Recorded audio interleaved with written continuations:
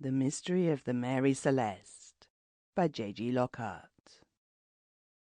At about 3 o'clock in the afternoon of December the 5th, 1872, the Dei Grazia, a bark of Nova Scotia bound from New York to Gibraltar, was in the middle of the Atlantic, some 300 miles from her destination, or, to be strictly accurate, was in latitude 38 degrees 20 minutes north, longitude 17 degrees 15 minutes west. The weather was calm. There was a light wind from the north, and there were 2 other vessels in sight. The first of these was a German tramp steamer, outward bound for the West Indies.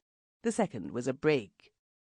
Later on, when half the maritime world was puzzling itself over the strange mystery of the Mary Celeste, it was recalled that as the tramp crossed the bows of the brig, at a distance of about 3 miles, she signalled to her. But, getting no reply, thought no more of the matter than that the master of the brig had not learned sea manners, and so continued her passage. Meanwhile, the Dei Grazia, which was sailing on the port tack, was overhauling the strange brig, which was on the starboard tack, with her jib and foremast staysail set. Presently the master of the Dei Grazia signalled the other vessel, but his message, like that of the German tramp, was ignored. This struck him as a little strange, and as the Dei Grazia began to come up with the brig, something in the sailing of the latter struck him as even stranger. For instead of keeping a steady course, she was yawing, and when the wind shifted a point, she ran off aimlessly before it.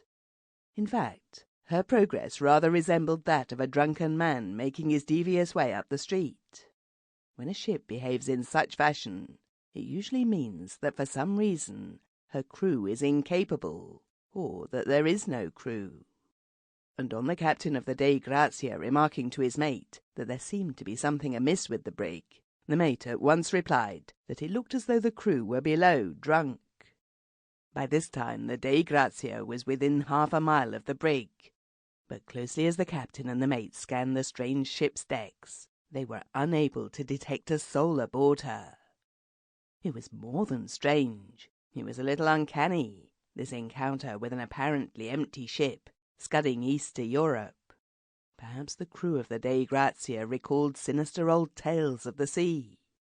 Could this be the Flying Dutchman, the phantom ship of the legend, out of her time, out of her course, unmanned by mortals, an omen of disaster? They gave her an urgent hoist, a peremptory signal calling for an immediate reply. But no reply came. And Sample complete. Ready to continue?